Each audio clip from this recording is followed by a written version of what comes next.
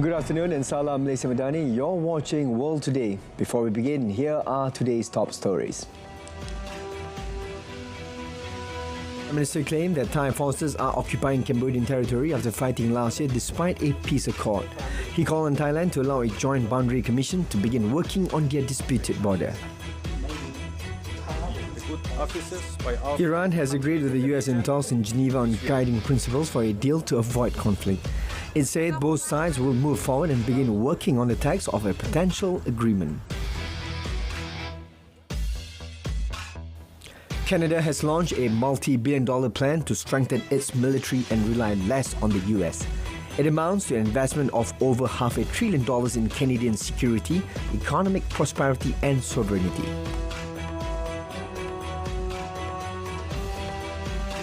President Donald Trump has announced Japan's planned investment in US energy and critical minerals projects.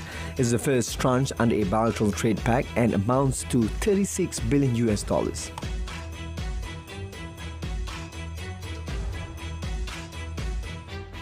France and India celebrated their ties as a force for global stability. They announced a sweeping expansion of bilateral cooperation across defense, advanced technologies, innovation and trade.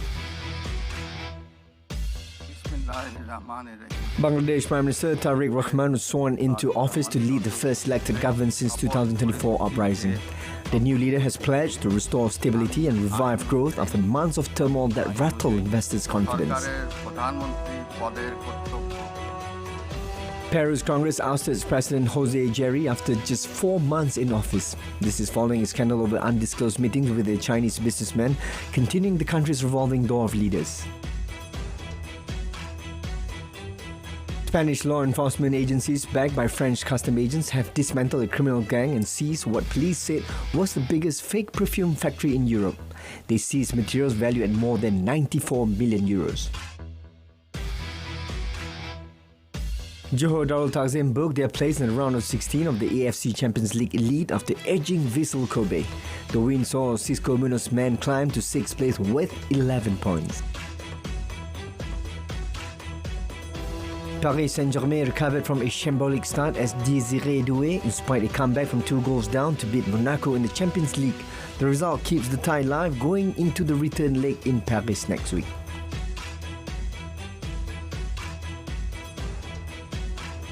And that's today's top news in a quick snapshot. Up next, the complete World Today Bulletin. Stay tuned.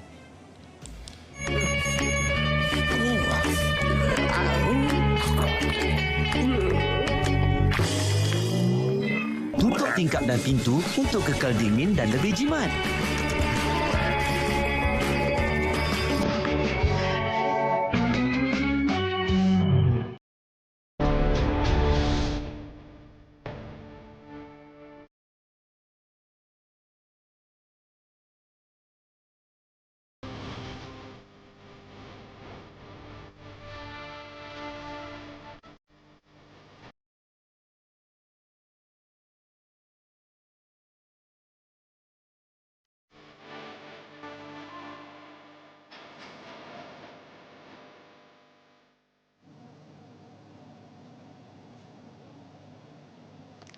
Welcome back.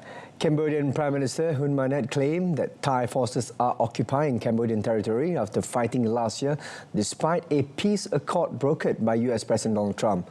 Hun Manet called on Thailand to allow a joint boundary commission to begin working on their disputed border.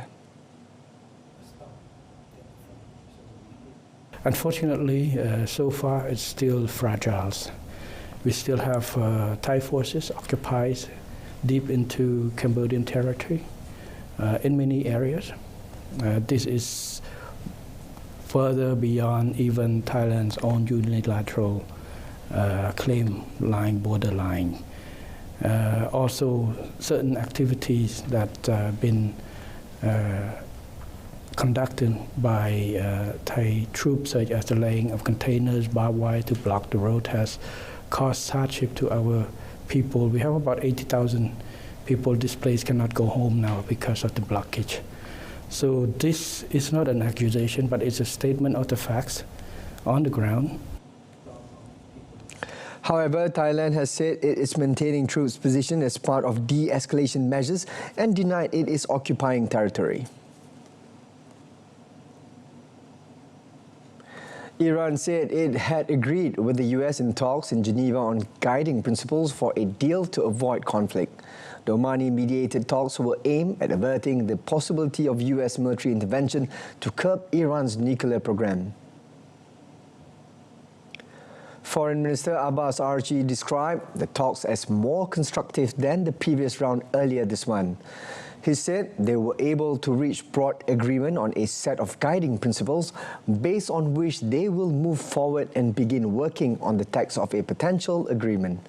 He added once both sides had come up with draft text for a deal, the draft would be exchanged and a date for a third round of talks would be set.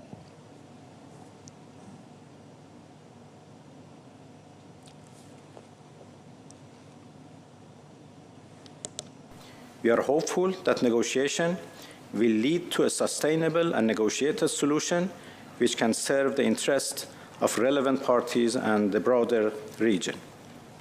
At the same time, as demonstrated during the aggression of 13 June 2025, Iran remains fully prepared to defend itself against any threat or act of aggression. Archie also acknowledged that it will take time to narrow the gap between the countries after the talks. Similarly, Omani Foreign Minister Badr Hamad Al-Busaidi said the two sides had made good progress but cautioned much work is left to be done. US attacks killed at least 11 people on 3 alleged drug smuggling boats in the Eastern Pacific Ocean and the Caribbean Sea. The US began targeting alleged smuggling boats in early September, killing more than 140 people and destroying dozens of vessels. The latest strikes killed 4 people on the first vessel in the Eastern Pacific, 4 on the second vessel, also in the Eastern Pacific, and 3 on the third boat in the Caribbean. President Donald Trump's administration insists it is effectively at war with what it calls narco-terrorists operating in Latin America. But it has provided no definitive evidence that the vessel it targets are involved in drug trafficking, prompting heated debate about the legality of the operations. International law experts and right groups say the strikes likely amount to extrajudicial killings as they have apparently targeted civilians who do not pose an immediate threat to the US. Heavily armed Guatemalan troops and military police deployed to the country's capital, challenging street gangs blamed for killing 11 officers and sparking a major security crisis. President Bernardo Arevalo ordered the planned Sentinel operation to break the stranglehold of Barrio 18 and MS-13 gangs on urban areas.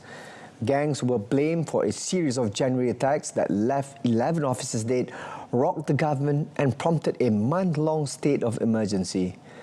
Troops rode on an armoured personnel carriers mounted with heavy caliber machine guns ready to sweep through northern neighbourhoods long controlled by gangs.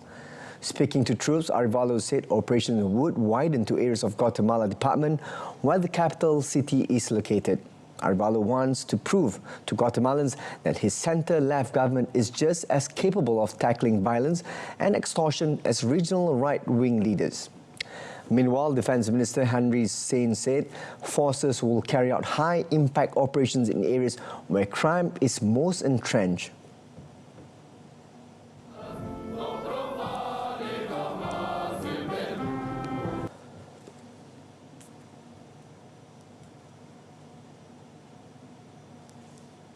Nosotros vamos a estar en todos los municipios del departamento de Guatemala, en todas las zonas del departamento de Guatemala. Prime Minister Mark Carney has launched a multi-billion-dollar plan to strengthen the Canadian military and rely less on the US. He said Canada has not done nearly enough to defend itself in an increasingly dangerous world, and counting on US protection is no longer viable. Carney's office said the defence industrial strategy amounts to an investment of over $500 billion in Canadian security, economic prosperity and sovereignty. The plan includes 180 billion Canadian dollars in defence procurement and 290 billion Canadian dollars in security-related infrastructure through the coming decade. This is an addition to direct government defence spending of about 80 billion Canadian dollars over the next 5 years. For Carney, the increasingly fragile security relationship with the US does not mean Canada should go it alone on defence. His government has pursued closer military ties with the European Union. The Prime Minister also talked about hopes for new defence export opportunities in Asia, notably with South Korea.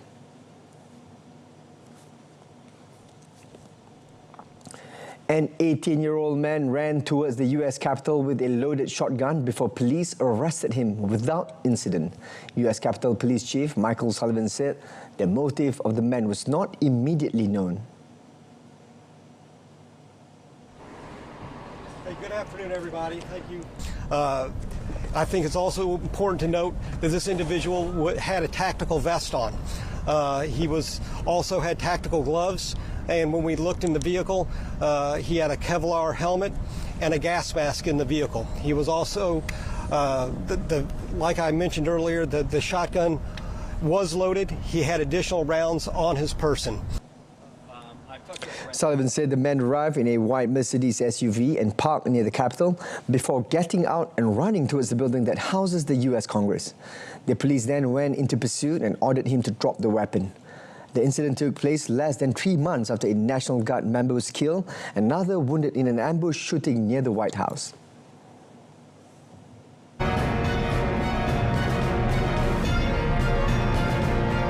Still ahead, Trump hails Japan's first batch of US investments.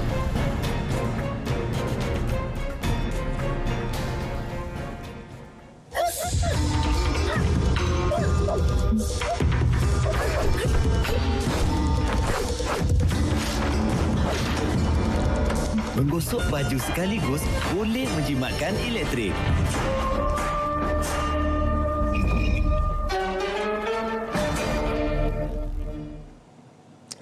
President Donald Trump has announced Japan's planned investment in US energy and critical minerals projects. It's the first tranche under a bilateral trade pact ahead of Prime Minister Sanae Takaichi's Washington's visit.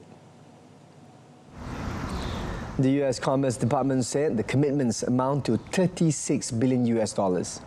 Trump wrote on his Truth social media platform that Japan is officially moving forward with the first set of investments under its $550 billion commitment to invest in the US.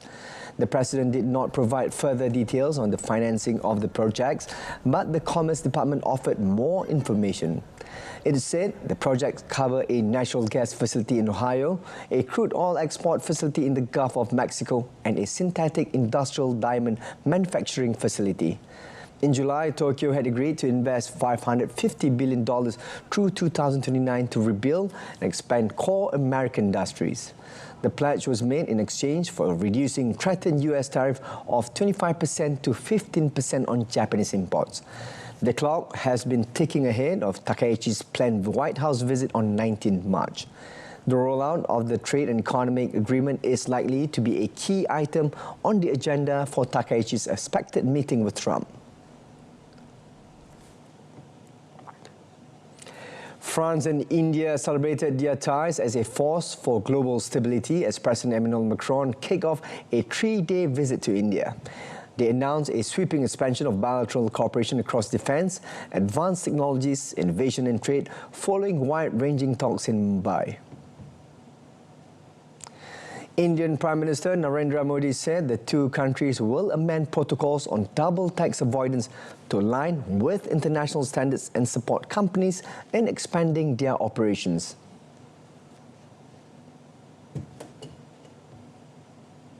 Bharat के सबसे पुराने strategic partners में से एक है और president macro के साथ मिलकर हमने इस स्ट्रेटेजिक पार्टनरशिप को अभूतपूर्व गहराई और ऊर्जा दी है। इस विश्वास और साझा विजन के आधार पर आज हम अपने संबंधों को स्पेशल ग्लोबल स्ट्रेटेजिक पार्टनरशिप के रूप में स्थापित कर रहे हैं। ये पार्टनरशिप केवल स्ट्रेटेजिक नहीं है। आज के उथल-पुथल से भरे युग में यह ग्लोबल स्टेबिलिटी और ग्लोबल प्रोग्रेस की पार्टनरशिप है। India and France also agreed to boost their defense and aerospace partnership with a pact to jointly manufacture Hammer missiles in India and the launch of the first assembly line in India for a jointly produced helicopter. Bangladesh Prime Minister Tariq Rahman was sworn into office to lead the first elected government since a deadly 2024 uprising, facing a daunting list of challenges. Top of the list for 60-year-old Rahman will be to improving security, healing rifts in a country polarized by years of bitter rivalry, and tackling the economic woes. The new leader has pledged to restore stability and revive growth after months of turmoil that rattled investors' confidence. He also called for all parties to remain united. Rahman takes over from the interim government that has steered the country for 18 months since the government of Sheikh Hasina was overthrown. After Rahman was sworn in, his ministers then line up to take their oath of office. Previously, he won a landslide victory in the 12 February elections and marked a remarkable turnaround for a man who only returned to Bangladesh in December after 17 years in exile in Britain, far from Dhaka's political storms. Peru's Congress ousted President Jose Jerry after just 4 months in office, following a scandal over undisclosed meeting with a Chinese businessman, continuing the country's revolving door of leaders. There were 75 lawmakers who voted in favor of removing Jerry, while 24 voted against and 3 abstained.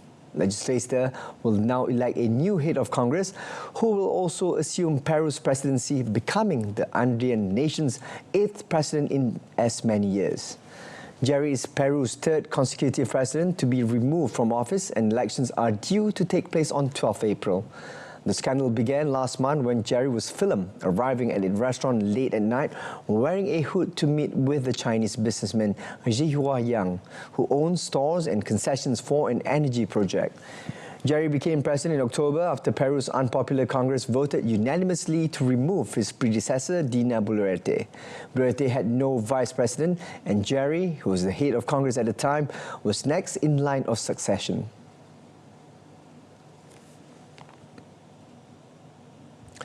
Spanish law enforcement agencies, backed by French custom agents, have dismantled a criminal gang and seized what police said was the biggest fake perfume factory in Europe.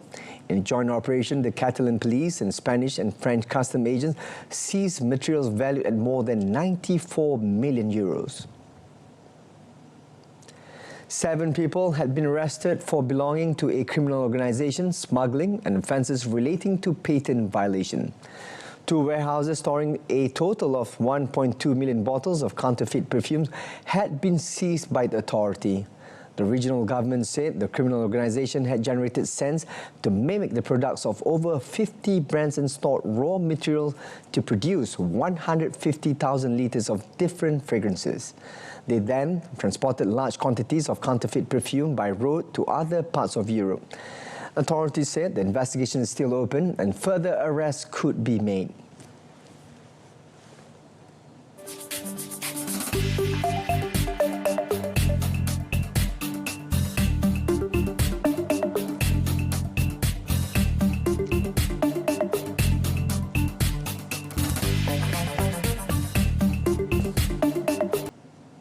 And that wraps up World Today. Tune in to Malaysia Tonight, coming at 8:30 p.m. on TV1 and saluran Berita RTM. I'm Sahih Samsudin. Salam Malaysia Madani, and have a great day ahead.